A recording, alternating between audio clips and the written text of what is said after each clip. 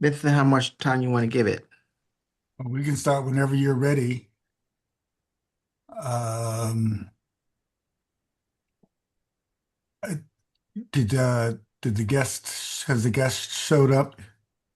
Yeah, Brian's here. Okay. I know other people will join. Are we recording this? Is Courtney on here? Somebody? She was, um, but I don't know what happened. Okay. Well, I'll- She she dropped. Brian, thank you for being on tonight. Oh, Uh, thank we, you. we'll get started in just a second. This is, if you are here for the Empowerment Congress, where we believe in educate, engage, and empower. This is the Measure G working group. Um, And so we'll let some people get in, but we're going to start our conversation on time because my friend Brian is in between places. And so he said, but he wanted to make his commitment to come and talk with us. Brian, thank you for joining the Empowerment Congress tonight to talk about and give us an update on Measure G. Brian, first tell people a little bit about yourself. Who are you? Why are you a commissioner as well? Yeah, no, thank you for having me here. I know we've been trying to connect, so I wanted to make sure that tonight we did get together. I am here outside in the parking lot, so hopefully the studio is okay. You can hear me all right. Absolutely. But my name's Brian Calderon Tabatabai. I am a former mayor of the city of West Covina.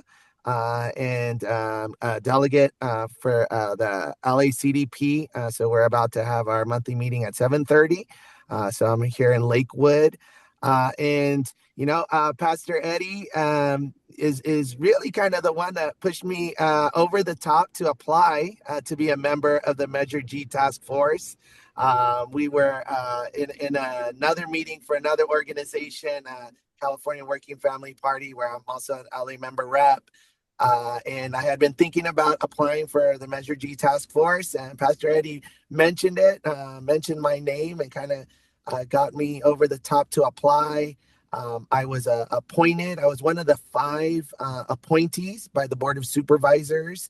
I was appointed by my supervisor, Hilda Al Solis. And from there, once the five of us were appointed, we went through about 400 applications. And as a group, we selected another five members. So we are a 13-member task force, three members that come from labor, five appointed by the Board of Supervisors, and then five that we recommended, and then the Board of Supervisors approved. And so the five of us who were appointed by the supervisors, we've been meeting since April. As a task force, we've our first meeting was at the end of May, and we've been having general meetings, but also have had several ad hocs that we've created. This is a 4-year commitment in order to really transform LA County. Again, Measure G is the most significant change we've had in the county governance in over 100 years. This body really is about creating a governance structure from the people. That's why it's important that I'm here at this meeting. Hopefully, this will just be the first. I hope to work with all of you throughout the next 4 years and have other task force members also come out and really um, get the direction from all of you. We've really been talking about all the different organizations that we want to make sure that we touch and we communicate with and we listen to. We are organizing to have our meetings throughout the entire county. Currently, we've had a majority of our meetings at Magic Johnson, but we've also met at the Board of Supervisors. We are now trying to find different meeting locations in all five supervisorial districts and in the county. And so that's a little bit of the work we've done and how the task force got created. And so, I'm Yeah. excited to talk. Yeah. Thank you, Brian, for that overview. And just total transparency, we've been following Metro G. Our founder of Empowerment Congress is MRT. He's here as well as supervisor. And we had one of your colleagues, Derek Steele. Derek Steele Yes. joined us at the very beginning. Y'all just had just begun to meet, and so we haven't gotten an update from the commission itself. And we know. Um, Y'all had some deadlines and some dates. It's very ambitious timeline. You also had some hiccups, some bumps along the road as well. And so I kind of want to just talk to you a little bit about first. So you all are writing, one of the big things we heard you had to write about and find the policies for was for the county CEO, elected Yes. county CEO, and that date is 2028, correct? Yes, yes. So we need to have those recommendations ready to. I mean, obviously, the deadline is much sooner than 2028 because that's when that election needs to happen. And so, just kind of pulling out some of my notes here. And so, first we have the elected CEO, but we have to have that ethics commission by 2026, which is now, right? And so, just recently, couple meetings ago, we had some experts from LA City and then the FPPC come and speak with us about what that possibly could look like. And again, one of the things that we've struggled with because, in full transparency, the budget for this work, we have been asking, and it took several months for them to provide us what our budget looked like. Hiring staff. We the CEO office had allocated a couple of people from his office, but we really need dedicated staff. We're finally getting that, and so the timeline is ambitious, but we've been doing a lot of work on that. And when you talk about the elected CEO, I think that's again one of the things that folks like all of you, right? This is where getting out into the community and really talking about what that needs to look like, right? As a former elected, you know, I always think to myself, okay, what do people expect of this position, right? What types of powers, what types of production do they want out of this elected, right? So, you get elected as a mayor, people have impressions of mayors, but depending on how the charter is written, that mayor may not have the certain powers that the electorate expects. And so I think that's why it's really important that, we really engage with the public so that way this elected CEO position, we can guarantee has the certain powers that the public expects, but also has the checks, right? Because again, if you have too powerful an elected official, right, as the CEO of the office, well, we're also expanding the board to 9. Well, board expansion is wonderful, but if you have this one position having so much authority, then really what are the 9 for? And so that's really the balance, trying to create an elected CEO that has the flexibility, has the ability to move in the space that the residents want them to move, but also making sure your 9 board of supervisors have the authority to one, be responsive to their constituents, right? Because they're going to be closer to their residents than the elected CEO.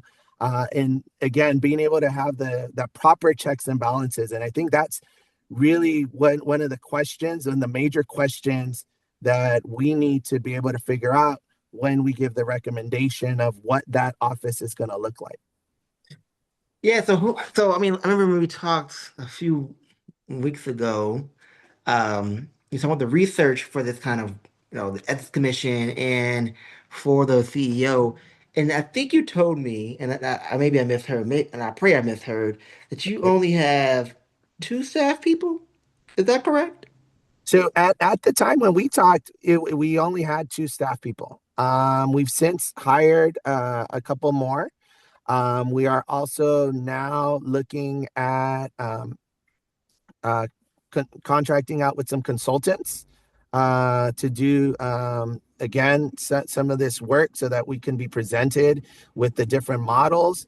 And we've also now started to have some expert presentations at our general meeting. So, like I mentioned, we just had several experts present on our ethics commission.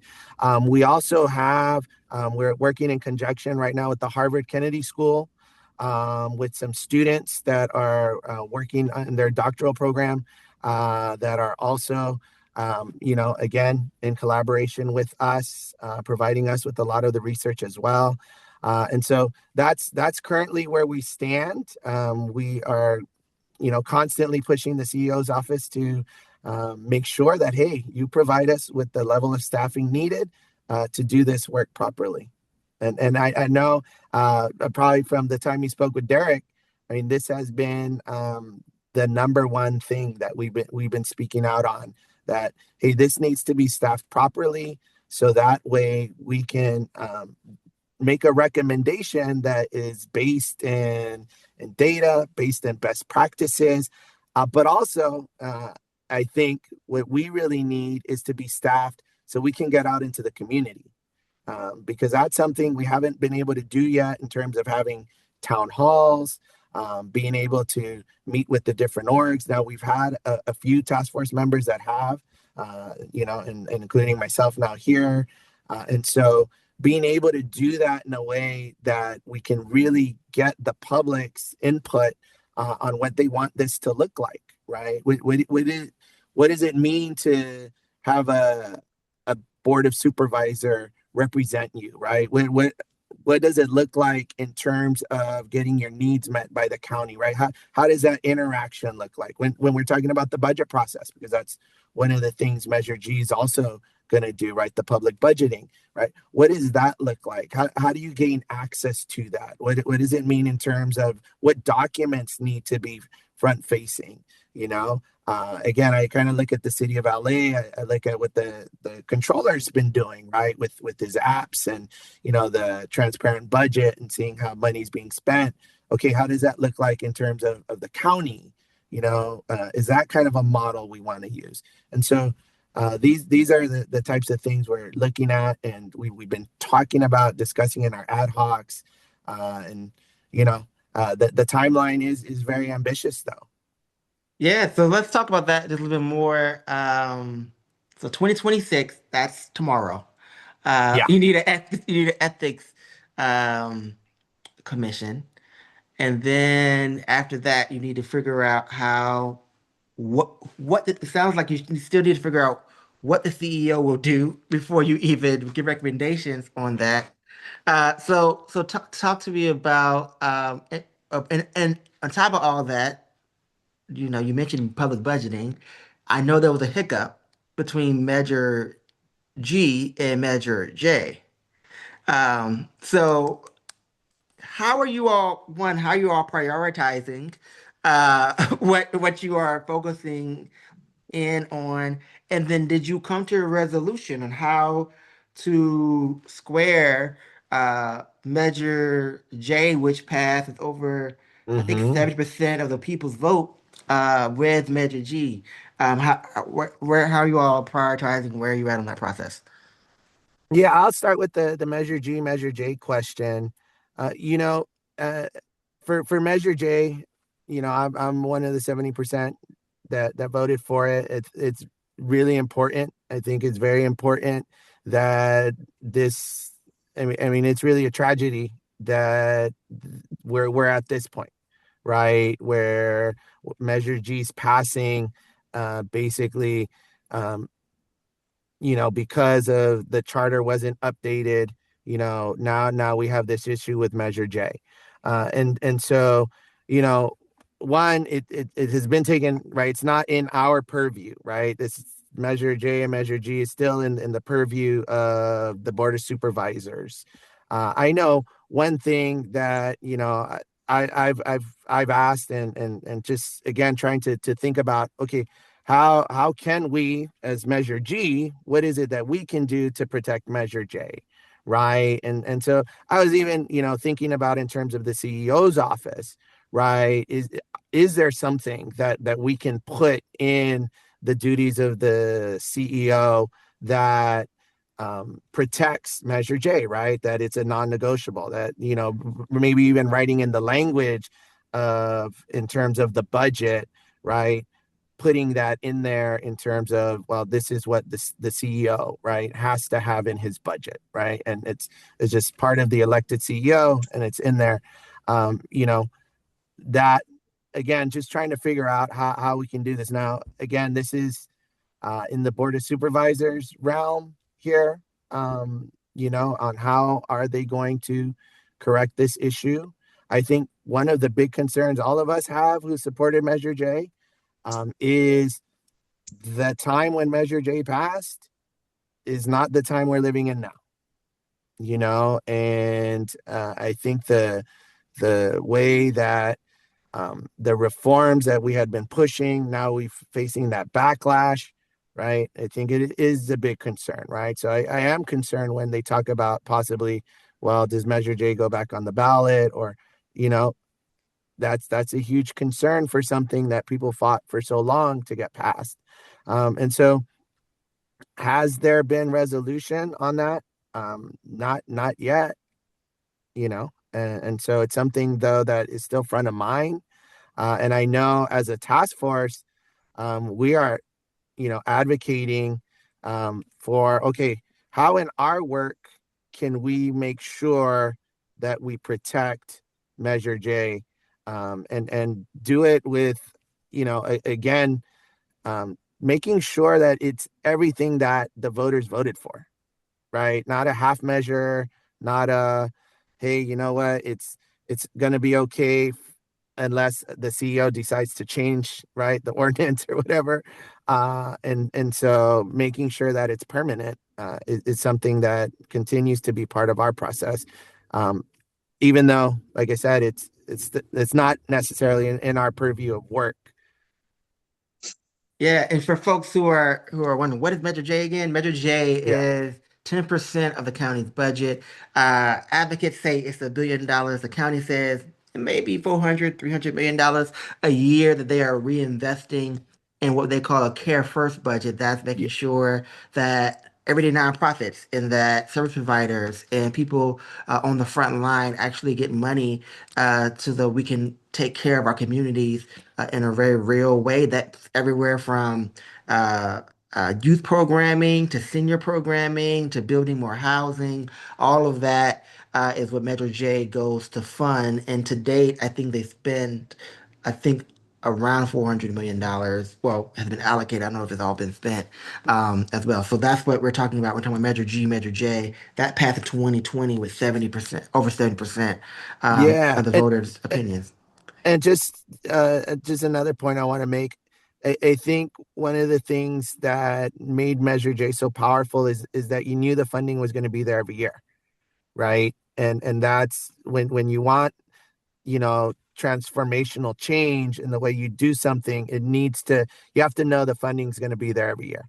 And so I think again, as a task force member for Measure G, it's something that is front of mind, that again, I think we're all working, in line to make sure that, hey, we need this funding to be guaranteed. So that way the people that are doing this good work, they know that, hey, 5 years from now, 10 years from now, when we're really going to see the fruits of the labor, that we're still going to be getting that money. And Mhm. that's, again, I think it definitely is a concern, and something that we want to make sure is protected. Awesome. I'm going to get ready to come to some community questions, starting with MRT. But I want to ask you another question. You've mentioned a couple of times now that you all are trying to figure this out and that Yes, you need community engagement. we So, do. so tell me, what does community engagement look like right now for the task force? Who is informing you? Who you all listening to? And then what are the themes you're hearing if there is community engagement from community? Yeah, yeah, no, right, we've had our general meetings, so you have public comment. We've had people sending in emails. We have a survey on the Measure G website, which we've sent out to certain community groups, and so it's kind of just starting in terms of the community engagement.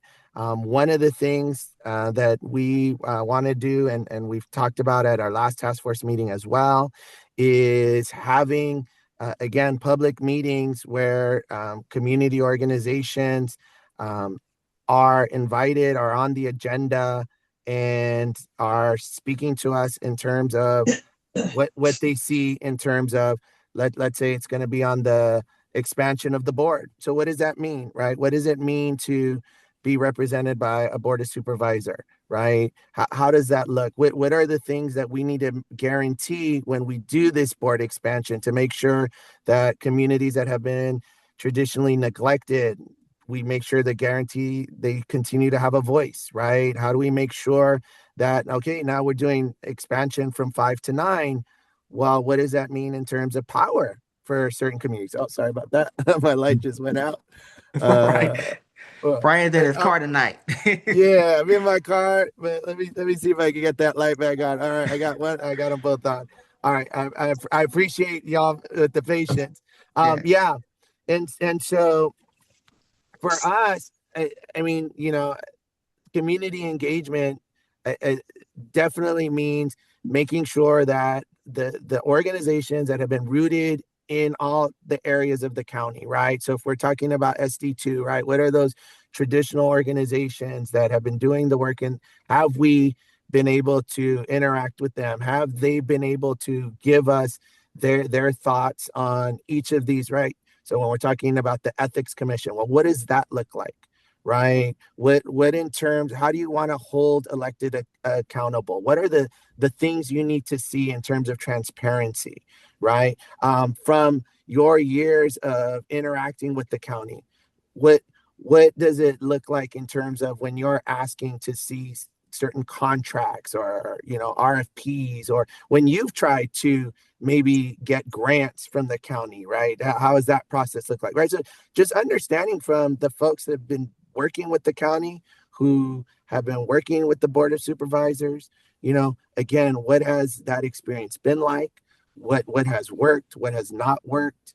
And again, making sure then when we're writing our recommendation that is uplifted and is front of mind, right? That it isn't, the 13 task force members that wrote this, but that it was the communities of LA County that write each of these recommendations, right? So when we go back to the elected CEO, right? Again, as a community member, as an organization, as a resident voter, what does that mean to you, an elected CEO, right? What are the expectations of that authority, right? Do you want this person to be able to move things, right? Or do you want them to be more of again, to have the board of supervisors have the majority of the power, right? And this person is more, in a sense, just kind of making sure that the county is functioning, but that the power really sits with the board of supervisors. Again, so when I'm thinking community engagement, well, have we gotten enough feedback from, and like I said, who are those organizations that are rooted in these different spaces? Have we heard from them? Have they given their thoughts? If we haven't, then we can't write those recommendations. So one of the things that we're looking at is, before any recommendations ever written, how many times have we gone out? Have we done town halls? Have we gotten, again, a feedback from the different orgs in each supervisory district, right? How often have we gotten feedback from people who live in the unincorporated areas, right? Because I think that was another thing about Measure G, is making sure that unincorporated communities really have a voice in this process. Because when you live in a city, like I live in West Covina, while I am in Supervisor District 1 and I have my board of supervisor, I also have my city council that I can go to that I'm really closely connected to. But if you're an unincorporated area, you don't have that, right? You have your supervisor, and that's who you have to go to. And so really getting their feedback and making sure they're uplifted in this process is what we're looking to do. Thank you for that. And I think the community co-governance piece Yes. is one that we at the Empowerment Congress are very interested in, and making sure that the community voices are heard in this process, being that you all are in many ways writing the new constitution for the county. And so one of the people I want to bring into the conversation is a community voice that has been organizing here for over 30, I ain't gonna age him, over 30 years. So MRT, do you have any questions? And then I'll turn to Vincent. MRT, do you have any questions for our commissioner tonight? Thank you, Pastor Eddie. I'm good for right now. I want to thank our guest for joining us and giving his perspective on Measure G. And I will probably weigh in a little later, but I think the conversation as it has taken off is informative and at the same time instructive. I'll hold for now, Pastor Eddie. Right. Thank you for that. Uh, if y'all are tuning in, start writing your questions in the chat, or if you want to raise your hand, I'll come to you in a second. Brian, we'll keep you here. I know you got a meeting coming up, so we'll keep you for another 10, 15 minutes and then Yeah. let you go on about your business. So as you was mentioning, I want to go back to this. So the recommendations are due in 2026 for Ethics Commission. For Ethics It, Commission, yeah. it's December 2025. Yeah. Um, when will you all have, is there a timeline, proposed timeline for when the recommendations will be done? Will the community have to review them before you all say to the county board of supervisors, here are the recommendations for the ethics commission? How is that going to work? Yeah, so as far as our process goes, that is one of the recommendations as a task force that we've kind of put on ourselves. That before any recommendation goes to the board of supervisors, that we've gotten feedback from the community, that we've engaged the community, that the community's voice is in whatever document is that we send up to the board of supervisors. Right. So again, this Measure G is not supposed to be 13 folks that rewrite the Constitution. Right. We're really supposed to be folks that facilitate conversation with the community and then are able to synthesize what the community has shared with us and create again recommendations that really are community centered, that when the community looks at them, they're like, yes, those were our key points that we wanted to see. So again, when it comes to the ethics commission, right, again, what does that look like, right? What does it look like in terms of funding, right? Do we want to guarantee a certain floor of funding for the ethics commission to do their investigations, to do things like that, right?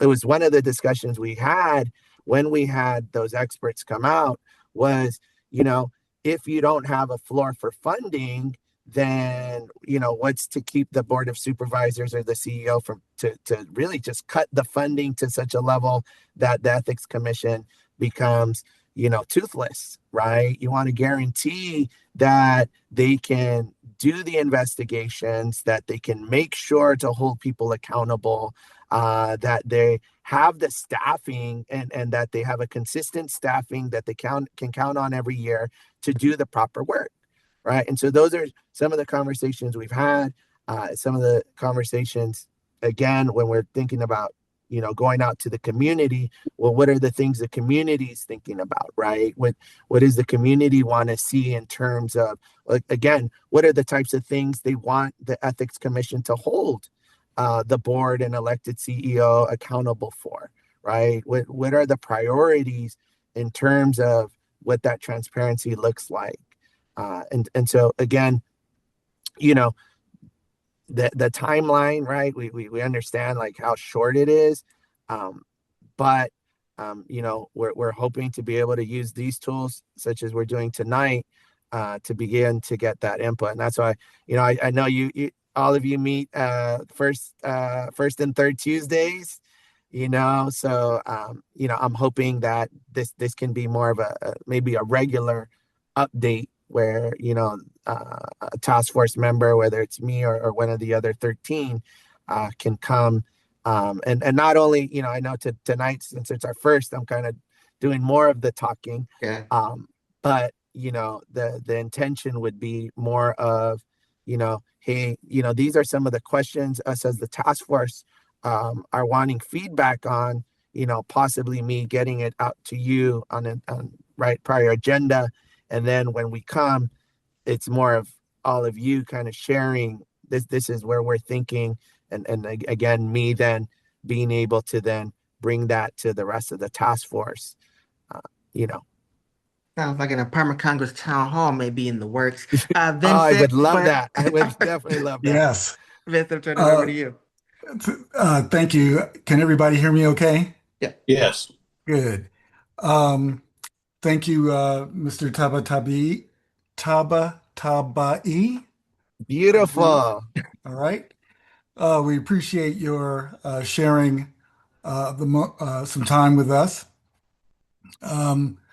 I have an issue, and I'm not sure that the your task force will be able to address it in as much as it has already taken effect. And just for the rest of the folks on the Zoom meeting, we've also invited a member of Rewrite LA who is involved in the effort to draft the new charter for the city of Los Angeles. And before I invite him to speak, I just wanted to make an observation that is relevant to each of your efforts. And I know that you're not going to be able necessarily to see what I'm going to put on the screen as a shared document, but it is relevant to the conversation and the concerns that I know that many of us have. What I've placed on the screen is or at least what I'm trying to place on the screen. Can everybody see it okay? Yeah, if Yeah, you're I looking can at see the it. Measure G, yeah, we can see that. Yes. It's from your Measure G governance reform website. Yes. And there's an item that talks about the Measure G timeline. And the matters that are effective immediately are listed in bulleted form. And apparently they took effect immediately upon the vote of the people, the certification of the election. I've highlighted one of the bullets which says authorize suspension of elected county officers, including board members, charged with felony violations of official duties. It seems to me what is problematic about that is that it does not afford the elected official the presumption of innocence or the right to due process.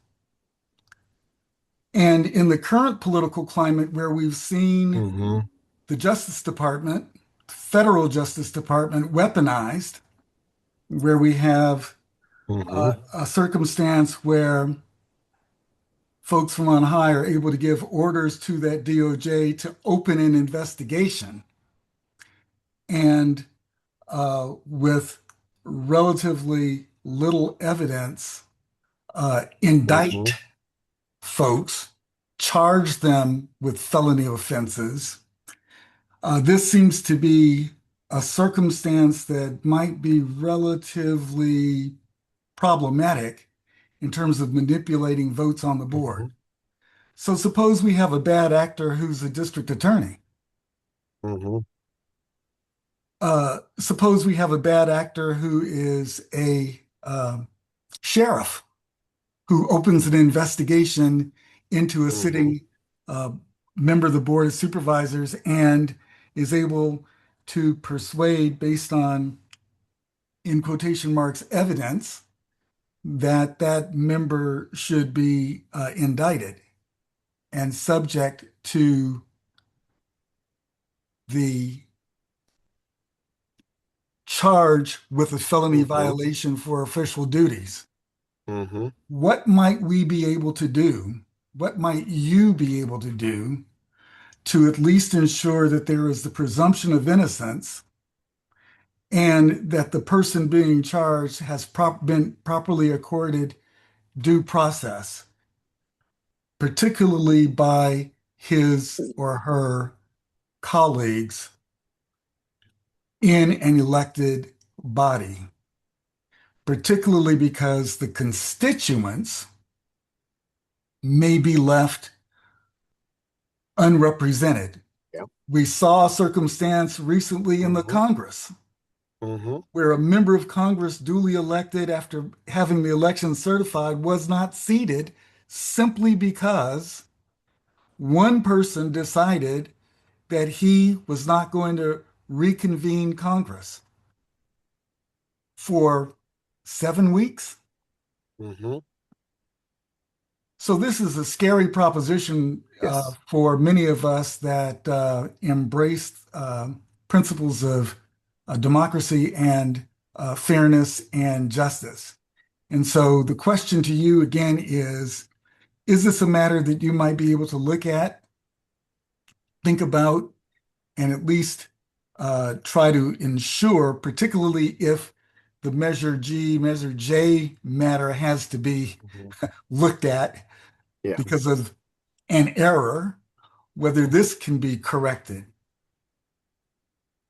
Yes. No. So, again, I think this is why on the timeline the Ethics Commission is first and foremost. Because anything like this is supposed to go through the Ethics Commission once it's established, right? And I believe that's why the necessity, like you just said, right, the due process of it. And this is one of the reasons, again, in the creation of this Ethics Commission, right, and talking about the ethics officer, right, and what that's going to look like, and how can, again, you create this body to make sure it doesn't have political capture, which again, I think what you're saying is very real, right? That you have these bad actors, right? You have folks that are looking to, let's say one of the supervisors, makes a comment that the current federal administration, is against, and all of a sudden you have one of these attorney generals, put up one of these, charges. We're watching it. We are watching it, and this is very real, and something that again, something that needs to be taken care of before anything like that happens. And so, again, in terms of Measure G and the purpose of the Ethics Commission, it really is to take that out of there. Thank you. Thank you. Yeah, no, and every point you made there is exactly right, and why having something like that and having it in the hands of the political actors, right, the Board of Supervisors, is very problematic. Yeah. Thank you for that. Oh. I mean, Jason, to make the remark, since Vincent, you show no restraint, which we will discuss at another point in time, reducible to a partisan issue. It's convenient to think of it in the context of the current climate, but with the concentration of power Yeah.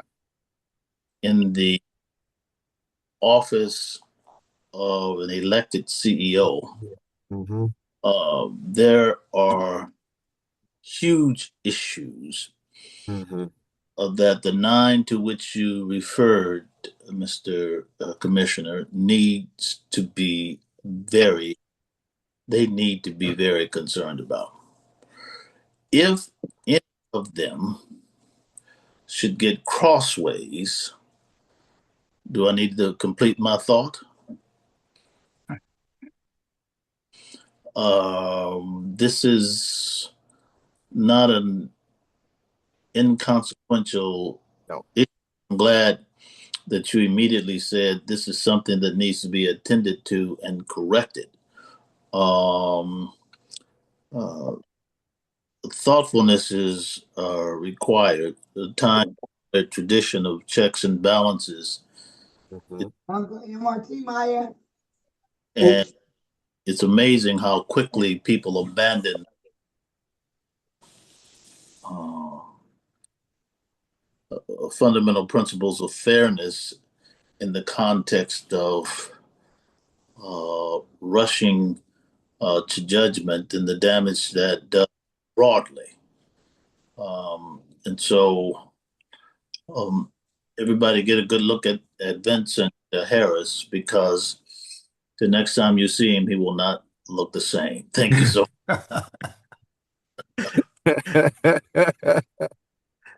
Thank Oh, you. thank Brian, you. you've been great. I just want to do one more open Yeah. call to see if anyone else on here has a question for the commission. Oh, no. Let's be honest, I know some of you. Riri in the house. Riri in the house. Yes, Uncle MRT. I was telling Maya, Uncle MRT. I love you. I'm back home in Cali. I love it. I love it. It's good to see you. Happy holiday, everyone. Happy holiday. Happy holiday. Man. Yeah, I wanted just to see. I mean, I know a lot of us may not have made it to a meeting. Let's be honest. But you all are doing consequential work. So if do you want to make one more, is there any other question? This commission is the commission that is moving the county board of supervisors from 5 representatives to 9 by 2030. That is moving us from an appointed CEO to an elected CEO. That is Mm-hmm. creating a new version of an ethics commission for our county as well. What does that mean? You want to know where your money is going, where your health department is going, how are you going to deal with homelessness? They are writing the rule, the playbook. All right. I see Pastor Smart, you came off the mute. Do you have a question? No, I was just going to make some funny comments a minute ago to what about Harris, Brother Harris, but I kept it to myself. Yeah. All right. God kept you. God kept you. We praise God for that. We Uh, Praise him. Praise. we praise God for that. Brian, before I let you go, one question that I know that was hotly debated before the budget even passed, is that you all are supposed to keep this budget neutral. Now, how do you keep the yeah. adding of 4 new supervisors and a whole new elected official? How do you keep that budget neutral? Yeah, no. Again, this is one of the challenges that we're discussing, right? So, what does that mean in terms of, okay, so if you're going from 5 to 9, so you've shrank the geography that you need to cover. So does that then mean you are able to shrink the staff of each supervisors and spread it out? Or what does that mean for the CEO's office now that, again, now you have 9 representatives instead of 5? These are the things, right? We're trying to figure out. So, we're meeting with each office to figure out, okay, what does your staffing look like? Because right now, even with the 5, the geography is not the same, right? And the institutions that they cover, right? Not every supervisory district has a county hospital, right? There's each district has different needs and different staffing models. different needs in terms of how many offices they need to have for people to access. And so these are all things that right now we're researching and trying to get the information so we can figure out what will that look like in terms of budgets for each office, budget for the CEO, and how we can maintain that with the current budget that we have. Very All quick right. observations, Mr. Chair, if you will. One is, I think it's an excellent suggestion that the commissioner has made that to the extent that the working group is consistent in its meeting literally every other week, to schedule an interface with the working group and the Measure G Commission representatives on a regular basis would probably create a level of continuity and increase in sharing of information. You talk about educating, engaging, and empowering. I think it can happen in that way.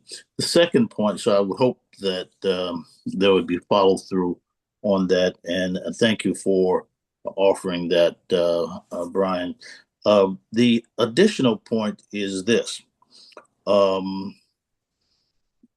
You will find that there's more work that's created pursuant to the expansion of the board. If for no other reason, people are going to have to justify their existence. Yeah. I'm just trying to talk to you straight now. No, yeah, I'm a former elected. I know. Yeah. It's the assembly in the state of California on a scaled down version. People running around creating things to do. Not that they are unimportant or irrelevant, but it will have a very significant impact on the work of the executive staff, that is the CEO, as well as the executive office itself, and that layer, county council. 9 will generate a lot more work than 5. And just as a point of information, representing 1 million people as opposed to 2 million people will not make a significant difference to the representative because the work that's supposed to be done in the first instance is by the workforce of 113 plus thousand people. It is the policy apparatus that is in play at the level of the board of supervisors. And I might say the fight that the board of supervisors is going to begin to have with the county executive.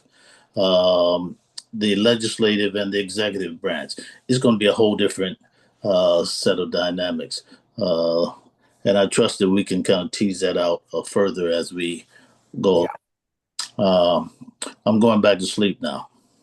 All right. No, yeah, but the points made there is exactly right. And part of Measure G is also adding the legislative officer for the board of supervisors, which again, when we're talking about funding, right, that position needs to get paid as well. Good point. Yeah, absolutely. Brian, we're gonna get ready to let you go. I see one hand. It says iPhone. Who's on the iPhone here? iPhone going once. iPhone going twice. Well, God bless you. I'm sorry you couldn't get off mute. We want to know who you are. Yeah. We thank you. We pray that the Lord is keeping you. So Brian, we thank you for your time. I heard there may be some appetite to do this on a regular basis, and I heard there may be an appetite for a town hall. You know, Empowerment Congress has a history of doing big things in the county when we get together and touch one another in unity. So we may follow up with you and some of your colleagues. No Brown Act violations. Y'all No, still no, gotta, no, no, y'all still no. gotta It's follow that, right? Yeah, so we won't yeah. do nothing like that. As But long we, as there's but only six of us, there's only six of us. We are all right. Oh, okay. That's more than enough. That's more than Yeah. enough. Okay. So we'll work that out and we'll get that together. We'll do that sometime next year for sure. Yeah, Um, no, definitely. And this is something too, as a task force, we've been looking for these avenues where we can have consistent communications with folks that are rooted in the county, that can provide us with, hey, this is what we want it to look like, and making sure that what we produce is what's needed, and so that's, I appreciate all the knowledge that all of you shared today. And like I said, I look forward to the next one. all right. We will be in touch. And I may bring some former county employees with me as well, so you can get, see what's, is you okay with No, that? yeah. All Oh, right. no, I yes. just want to make Yes. sure y'all heard it here. All There- right, Oh, Brian. yes. No, Enjoy- several hey, calls. we need to hear it all. There's several on the call right now, so they're paying close attention. Yeah. No. We need to know it all, because if we don't know it, we can't write it properly. And it needs to work for everybody. And it especially needs to work for the 10 million and the 113,000 that do that work every day, that don't get appreciated. That hey, when you don't notice them, it's because the work is great, and we should be applauding them because y'all do the good work. And so, yeah, no, that's front of mind, definitely. All right. Thank you, Commissioner. We appreciate your participation and attendance, and we will be circling back to you for future engagement at upcoming meetings. Fantastic. Well done. Well done. Well done. Pastor, Appreciate you. Yes, sir. Thank Pastor you. Eddie, uh, before I let the commissioner go, Joanne, did you have a question directed at him? Yes, it was very quick. Will we have any input, the community input on the people you're selecting for the Ethics Commission before you seat them? So yeah, so that isn't in our purview. Ours is to give the recommendation on the structure, how many members, who's going to have authority to choose those members. And so you will definitely have input in how that is going to look, where the members need to come from. Does it need to be representative of, a certain amount from each district? Do we need some from unincorporated? Is there certain resume? Do some need to come from labor, right? So just as the task force, when it was Measure G was created, there were certain requirements. Those are some of the things that we'll be writing in our recommendation for the Ethics Commission. Great. Would we Thank you, have sir. input on that? I'm Y- reporting yes, that. Groups. yes. Thank you. We Okay, will thank you. definitely have input on that. Perfect. Thank you very much for all you do. Happy Oh, holidays. thank you. Happy holidays to all of you. Now, I've taken the liberty of inviting a representative of an organization that came to my attention over the last couple of days or so, and maybe over the last week. I'm aware that today is an important deadline for folks who are interested in applying to be part of a mini assembly that is scheduled to convene in December to take input on issues related to the redrafting of the city's charter. And that organization is called Rewrite LA. And the representative that I've invited is Joe Matthews. Joe, if you want to give us a few minutes about what Rewrite LA is about, what it is doing, what this application process is that closes today is all about. I appreciate it. And Sure. you should know that I will also be sharing on the screen your website and other information as you speak, but go ahead and make your presentation, please. Sure. I'll be really quick and direct. I'm a journalist, a reporter. It's funny to think of representative of Relight LA, but I'm part of it, and I'm in this for complicated reasons. I much prefer to report and do my job that way. Rewrite LA is trying to bring in to the charter process at the, I would say, I could say express invitation, but really begging.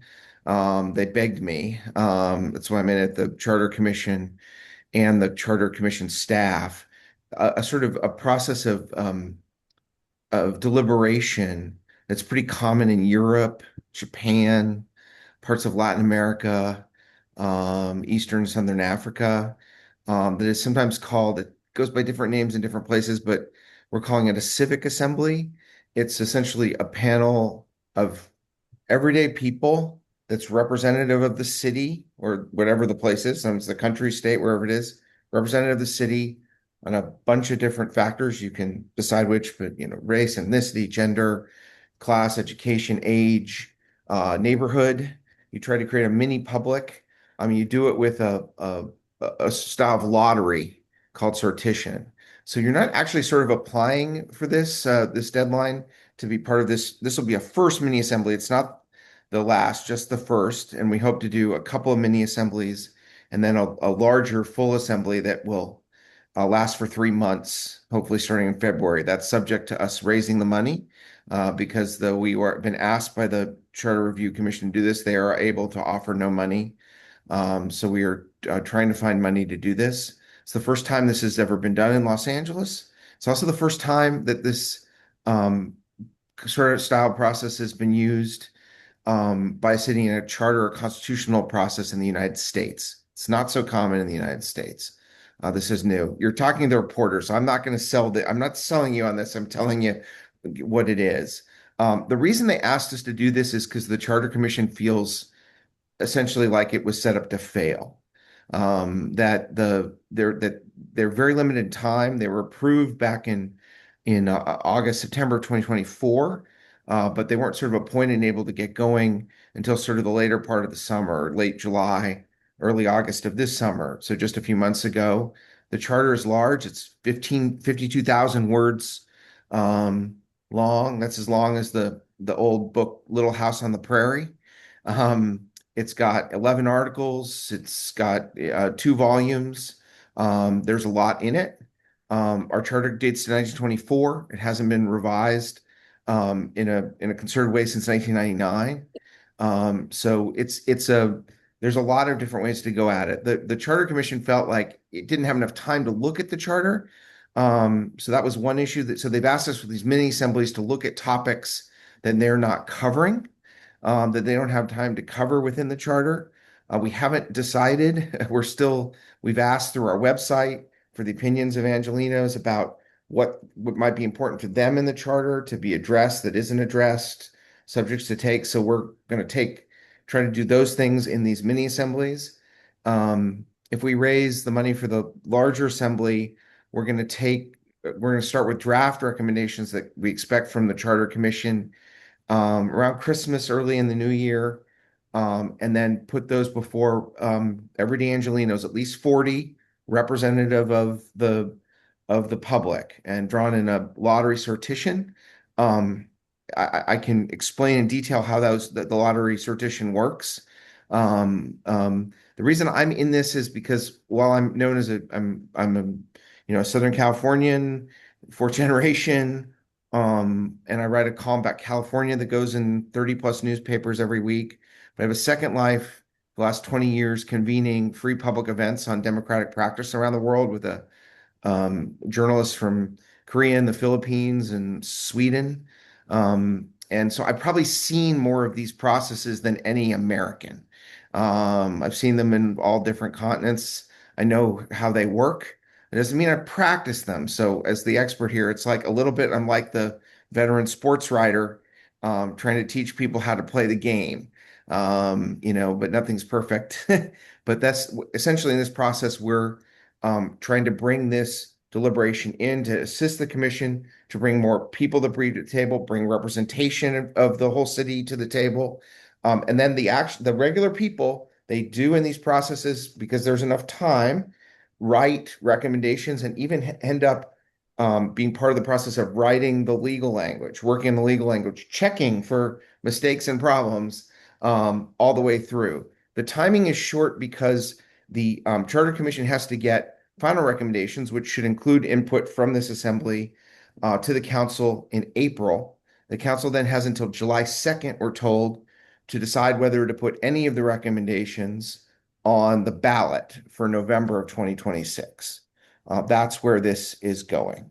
And that's what the calendar is like now. I confess to being among the people involved in this process who thinks this is too short a time, that the city needs a fuller and accounting and look at its systems, not just its charter, and that I have some hope that if there are really great ideas coming from the everyday Angelenos who are lotteried into this, that it might slow things down and buy time for longer consideration. Again, that's my opinion, very much driven by expertise in journalism in this area. Others in Rewrite LA may not agree. Ultimately we don't have to agree on anything but the desire to bring this process of everyday Angelenos directly into the drafting of the charter in a way that's never been done before. We come from different perspectives and we're growing. We'd love to have your participation and your support to the extent that you feel comfortable doing it. We'd love you to come see some of these processes to see how they work. They are a bit different. I mean, they'll look familiar in a lot of ways, but they are a bit different. And you'll actually, when you counter them, it's very strange for an American city, a big American city, to be doing this. So you're going to see people show up from around the world.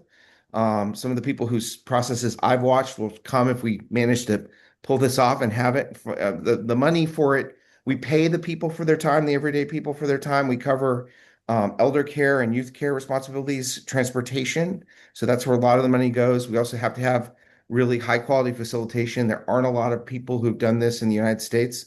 The closest people are in Oregon. So you'll see Oregonians facilitating. It's going to be something very different and new. Let me stop there. I feel like I've talked too much and this might be done better through questions. Yeah, so are there any questions or comments or observations that folks want to make? Bearing in mind, of course, that there is a website that Rewrite LA has. Yes, Coach Ron? Yes. So what is the budget for that though? How much you trying to raise?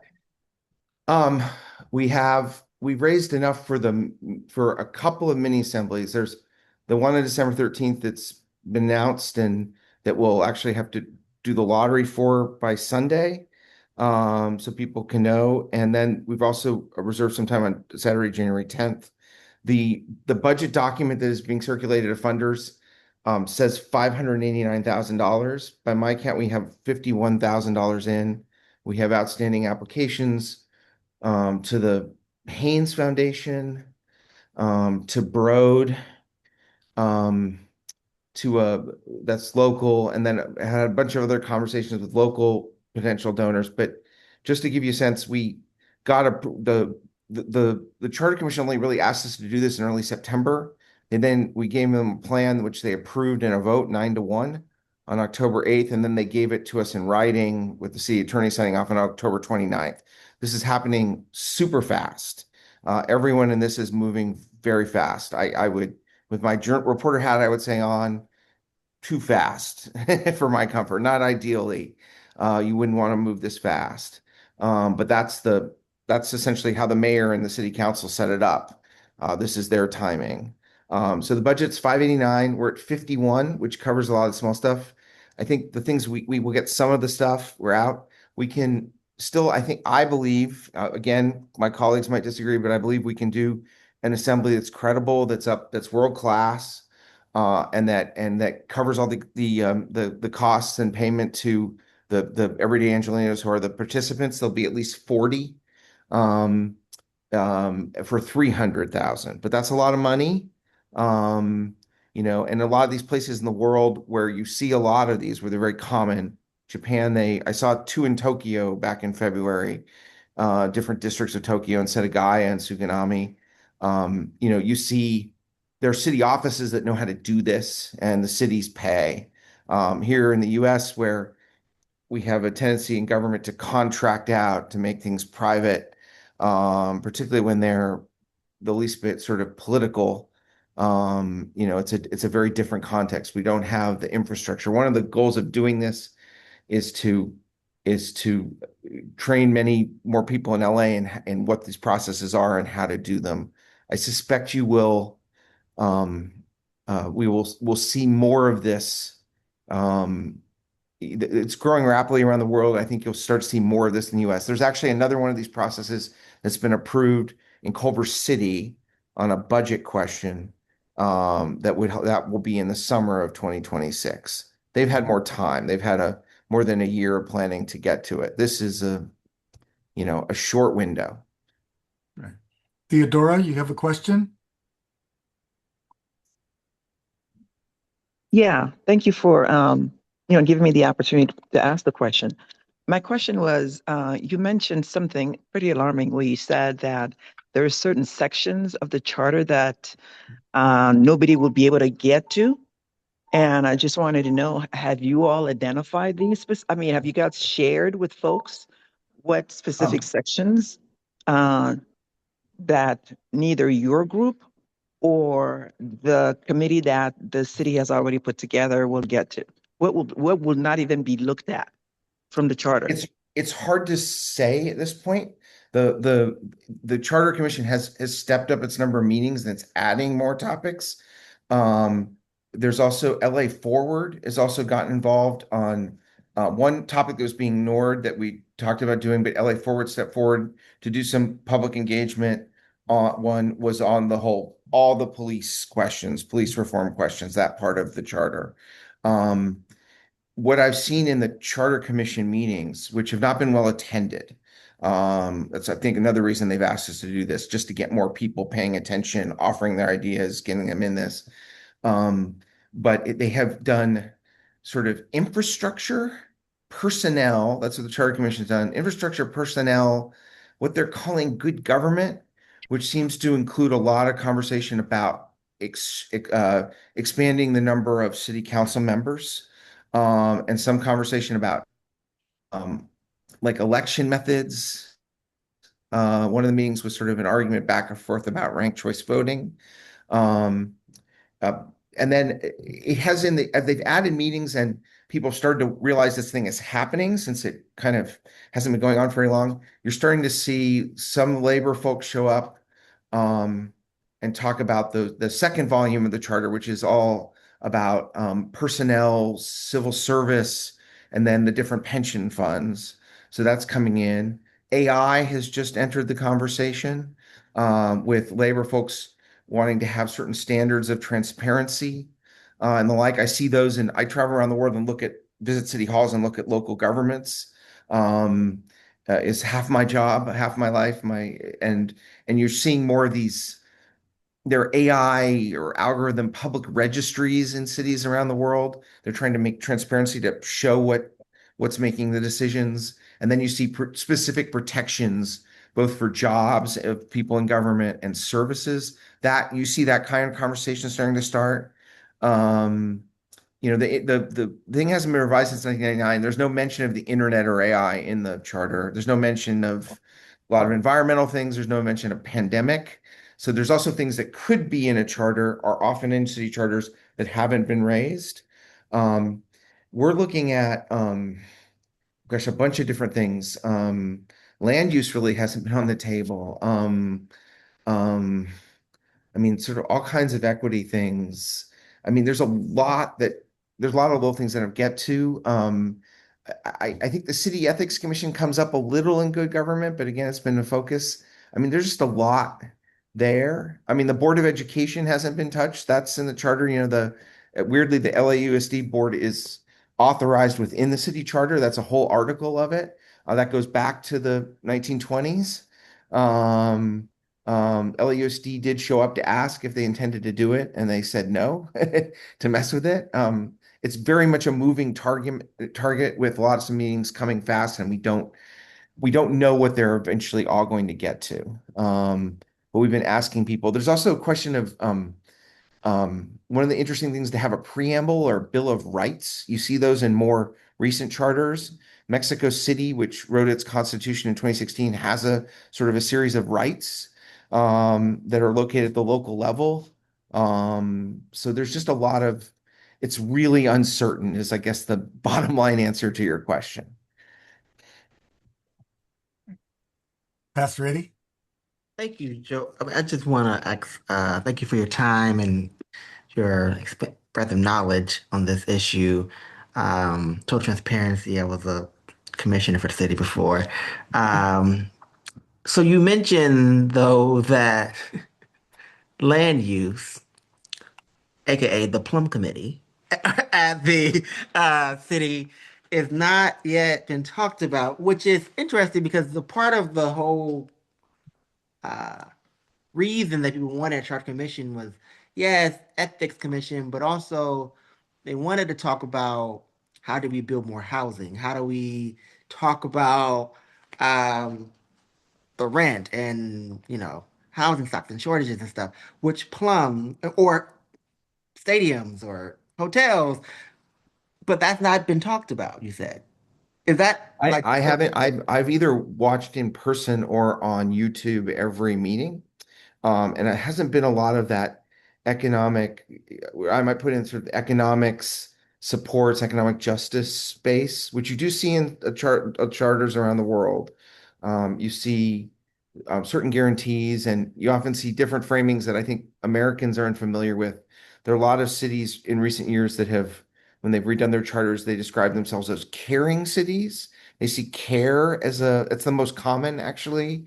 Um, it's very big in Latin America, Europe, um, uh, South Asia, Southeast Asia. The cities want to be that care is a sort of theme. We're going to care for everyone in the city, and that we're sort of setting ourselves up as a structure in a government and democracy that kind of everyone from the old to the young, disabled, underrepresented people, there's care for them, and that means they're part of it. But that also means having like digital and participatory and tools and sometimes deliberate processes, but like this particular one in their constitutions and part of it. I mean, LA's just, I mean, to be really honest with you, LA's 20 to 30 years behind the conversation in the kind of global cities we see as our peers, from Seoul to Vienna to Cape Town to Rio to Bogota, where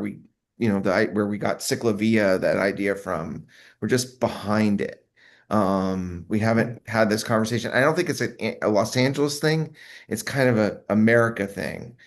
We haven't had this kind of focus on city and visions of what the city could be. I mean, maybe that's a little bit my own bias is like, boy, I really loved LA to have a conversation, not just about how we're gonna put on a great Olympics in 2.5 years, but like what kind of city do we want to be? And then what do we need in terms of rules and resources, capacity? We obviously need greater local capacity, and the federal government's kind of a mess. They're dismantling things, so we may have to do more for ourselves. So how do we get the capacity and resource to do that? But I don't see that kind of conversation, and not just here, but in other U.S. cities. I know the conversation happened in the neighborhood Congress before, but not broadly enough in the city. And has there been Well, any, I'm sorry, I don't want to monopolize conversation, but has there been any conversation around LA is notorious for having a weak mayor system, strong council system. Has that been a discussion? it comes up, it's brought up by the public in some of the meetings, but my reading, again, the reporter, is that the commission is a little nervous about that. The commissioners are appointed by council or mayor. So, um, and the signals they seem to be getting is that um, they're not necessarily want to do big things in reorganizing that. But we'll see. I mean, they're still fairly new at this. It's only been a couple months. One of the conversations that does come up is a fair amount is questions about the city attorney and city controller jobs and whether they will continue to be elected or restructured. I've heard a lot of conversations about that, but not a lot about mayor council, which is interesting because, this is a very seasoned group. So you remember 1999 and with Reardon and the council and all that was all about that. It was all about the power and what the council got to do and what the mayor got to do and how that put together. But I haven't, it's been brought up by people in the audience. Actually, the one other thing that's come up quite a lot that I haven't mentioned is neighborhood councils. You see neighborhood council people there. And they're arguing for more control and more power. We put a question in there's sort of, if you get on rewritela.org, there are a lot of questions on there in a thing called Polis, trying to get a sense of what's most important to people. I think we have work to do to make that poll better, but one of the questions about like neighborhood council power, actually, I saw some preliminary results just an hour ago, and people are very divided on that. It's almost 50-50. Some people want to make the neighborhood council stronger. Some people say, keep them pretty weak. We're not sure how we feel about our neighborhood council. So we need more people to participate in the poll so we have a better data and a better picture. And that's why we want to have the lottery. We don't want it to be determined by who has time for the poll. We want to make sure we have a lottery where it's really representative and people are pulled in.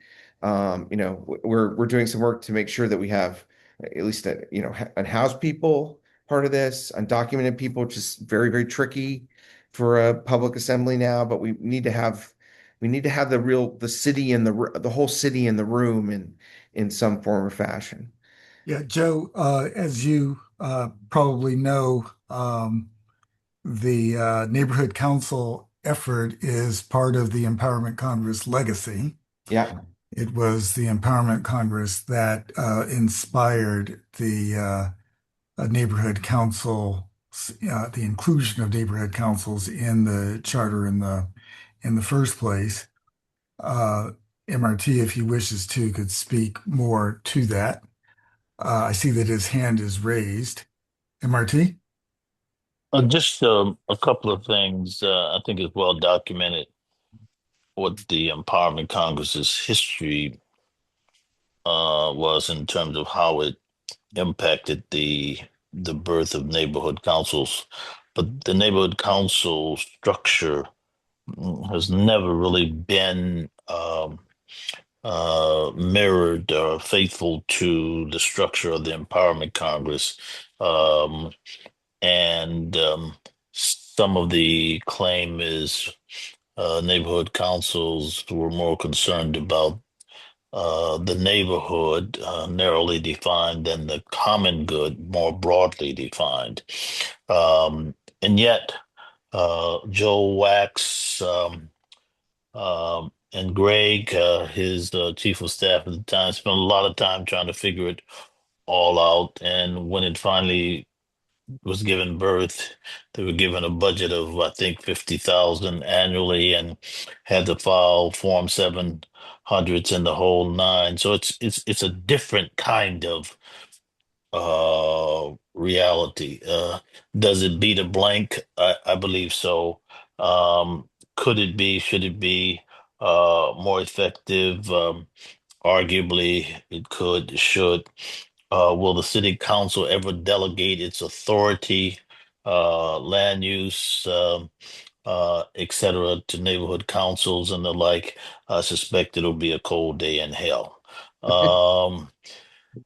Having said that, on the land use point that you raised, Pastor Eddie, Joe, in the late 80s, early 90s, and my recollection is might have been the very late 80s because I wasn't on the city council the first time around at that point. I think four people wrote an economic justice element for the general plan of the city of Los Angeles, essentially trying to insert that language in terms of the equitable distribution of resources and so forth. Some of them, Denise Fairchild, urban planner, PhD, UCLA, Mary Lee, um, uh, um, then Boat Hall, now Berkeley Law, Anthony Thigpen, um, and they let a scraggler join with him by the name of Mark Ridley Thomas. So that's still a part of the public documents, that economic justice element of the general plan. So, Pastor Eddie, thanks for raising that, because I still believe that language is important and relevant. I'll move on by saying part of the issue with Los Angeles is that it suffers to some extent from an superiority complex, Joe. Why should we need to be like any other of those cities if they were um, as large and as tall and as handsome as LA is? Um, they would have something to talk about. So sometimes, you can believe your own press, no pun intended, and therefore, LA perhaps is not as encouraged to do better, and yet it has managed to um, explore a lot of things on the transportation front.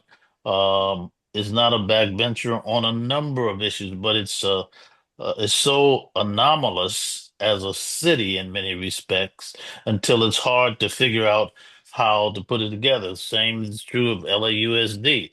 I mean, its budget is larger than the city of Los Angeles, its footprint is, and yet it's an appendage thought to be. Um, and specifically because the city of Los Angeles essentially controls LAUSD's redistricting process, et cetera, et cetera.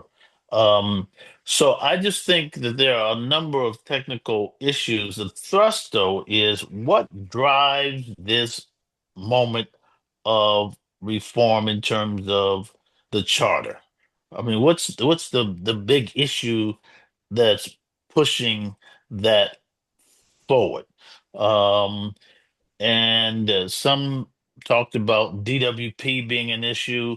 I don't think that has come up. That's a massive, it's an $8 billion quasi public entity that drives a lot of business on the environmental front in Los Angeles, right? Yeah. Some said that was an issue. Others talked about the issue of police accountability and reform. And yet, this question of homelessness, how it is really elevated, and then the fundamental question of fairness and how the city council behaves when it's challenged to do so. It's really of interest to me. What is the hot button issues? What are those issues that cause this to come together? I I'll I go back to can sleep now. No, no. First off, it's great to hear you. Thank you. Thank you for all your service. Thank you for Thank you. returning my calls when I was an LA Times reporter. Yes, sir. And I met you when I was 13 years old. It was Wow. 1986. Wow. And you're still, working for the people of LA. Thank you. Yes. Thank Um, you. there's not one, and there are different people saying different things. Yeah. The folks who volunteered, just to take an example, the folks who volunteered for and the city workers who volunteered to be on this commission staff, they're pretty young, energetic group, a lot of planners, some people who are sort of technology backgrounds, and they feel Yikes. like the basic systems of the city are stuck in the 20th century and need the whole Right. system, the services, the systems that the city runs on need big updating. Right. There's that. Raymond Meza, who's the chairman and comes out of labor, he was at SAU 721.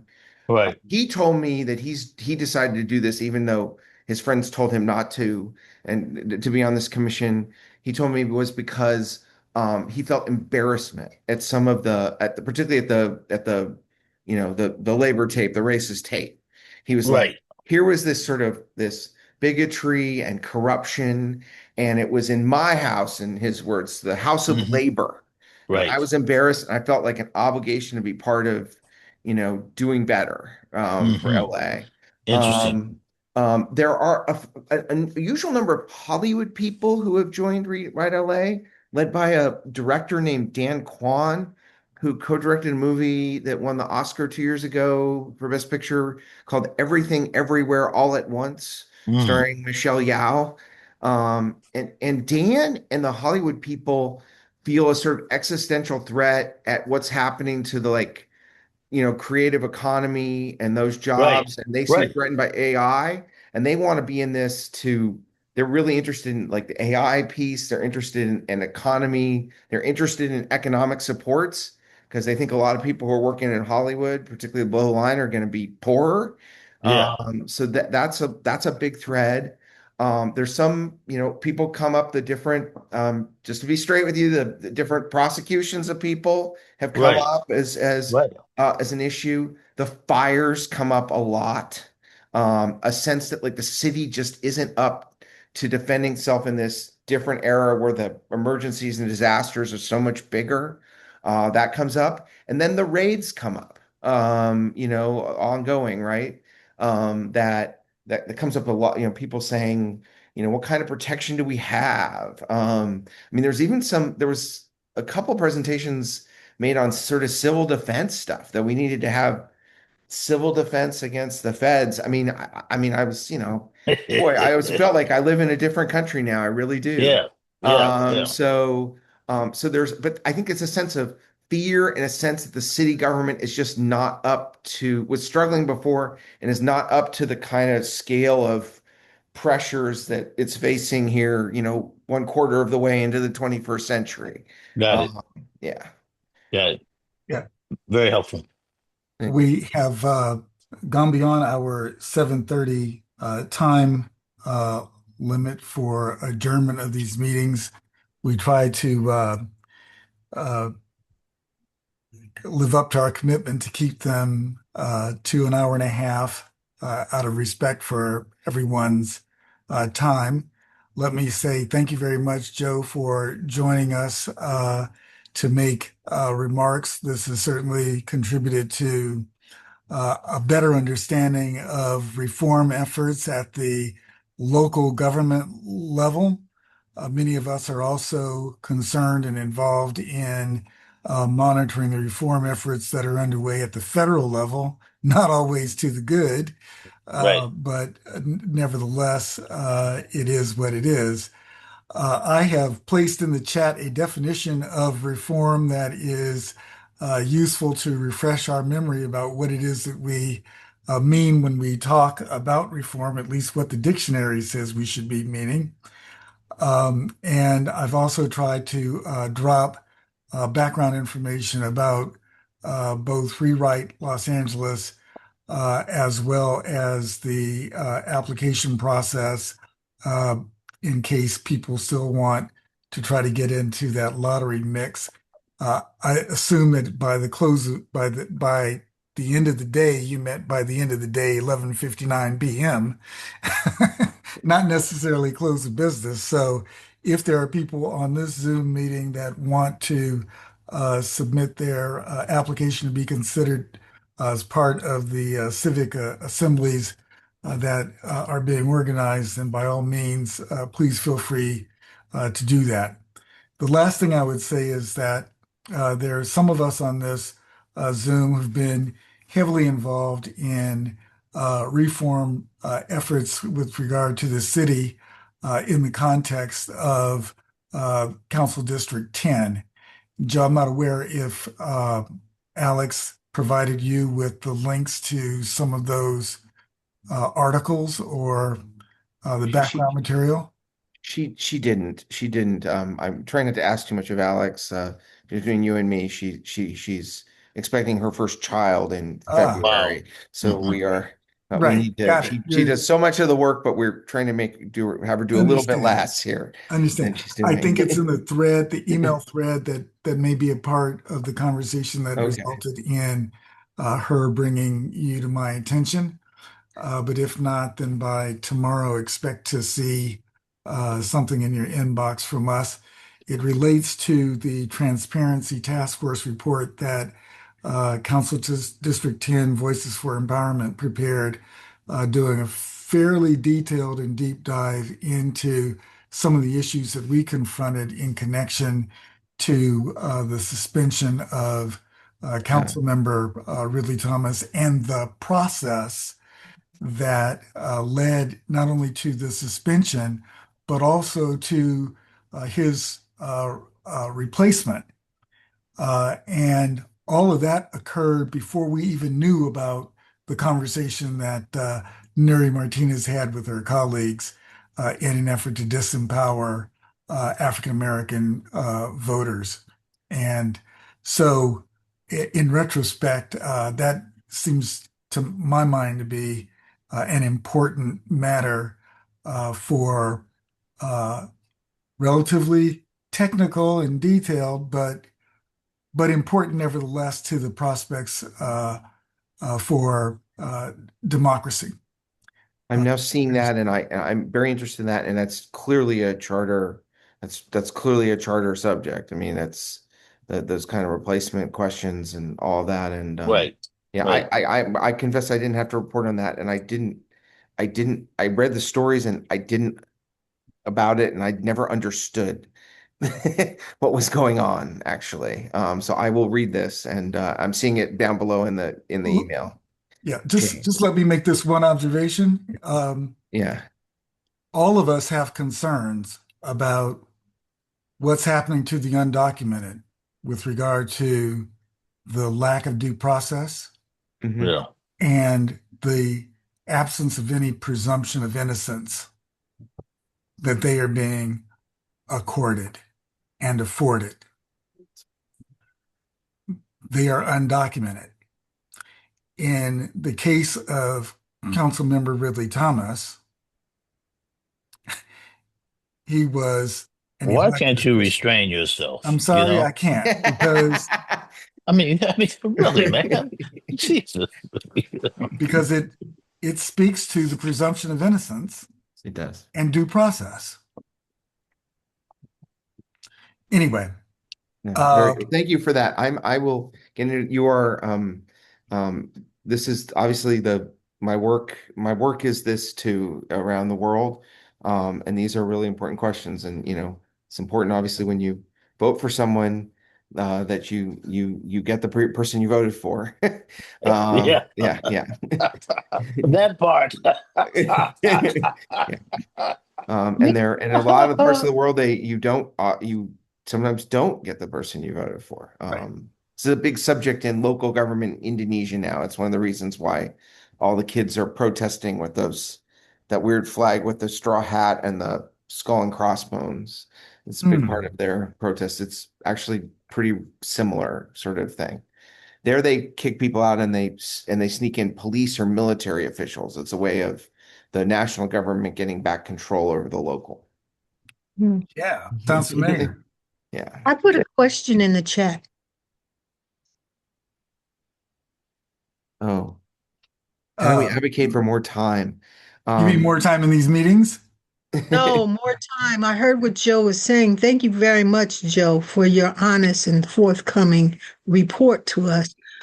So what do we need to do? Because there's some key things that they're not covering. And how can you bring something up to date and the other half be 50 years old? I mean, you can write to them, you can participate in the meetings, you can come testify in the meetings in person or in public. You can show up to our thing. I do on it. I think, I mean, the desire for more time is a number of people on the staff and on the commission itself.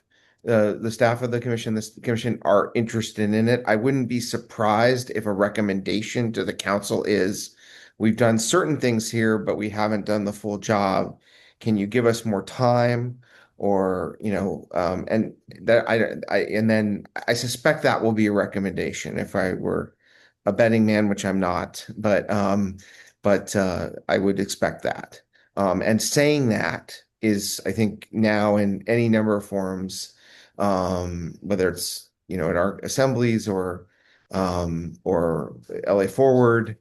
There's also a company doing some engagements called City Fabric, which usually does sort of design stuff, but is in this. And or just going to the Charter Commission online, and now they've stepped up. They're now meeting 2, 3, 4 times a week, both during the week, usually around City Hall, and then on the weekends in different parts of the city.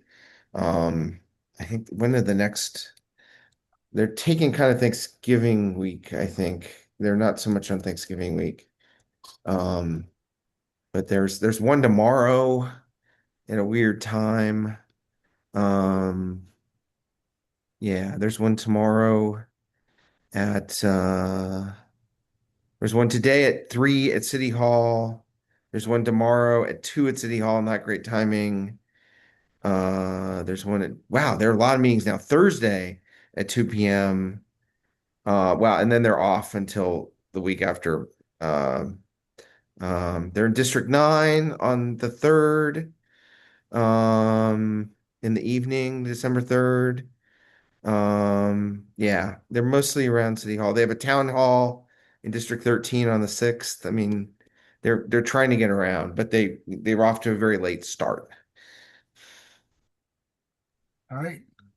Well, Hey, thank you. Joe, you still at that Zocalo email address? I am. I'm still at that All right. address. Yeah, I'm only All half right. time there. I just write my column. But Okay. yeah, and then I dropped you something, okay? thank you so much, Mark. Mm-hmm. Thank you and happy holidays. Happy holidays to everybody. What an incredible group this is. We're lucky to have y'all. Thank you.